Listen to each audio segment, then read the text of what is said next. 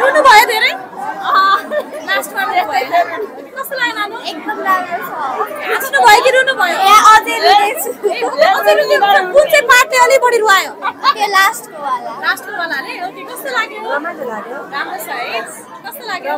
माइती घर धेरै सम्झिनु भयो सम्झेर लास्टको पार्टले चाहिँ अलि धेरै रुवायो ओके कस्तो लाग्यो म्याम एकदम राम्रो हाँस्नु भयो कि रुनु भयो हाँस्यो पनि रुयो पनि ओके दुबै मिश्रण है कस्तो लाग्यो सर राम्रो छ राम्रो एकदम ओके दर्शकबिन तपाईले देखिराख्नु भएको छ यति बेला चलचित्र माइती घर हेरेर चाहिँ धेरै दर्शकहरू हलबाट निस्किराख्नु भएको यो दृश्य हामी तपाईलाई देखाइरहेका छौं सर कस्तो लाग्यो राम्रो लाग्यो जस्तो एउटा समुदायको हैन एउटा कथावस्तुमा हैन जस हामी नेपाली कथावस्तुमा हालेर यो तामाङ समुदायको जस रमाइलो भयो जस दुटै मिक्स हाँस्नु भयो कि रुनु भयो तपाईँ एउटा त्यो हाँस्ने अब रोएछ रुँदैन यस्तो मन त दुखिहाल्छ नि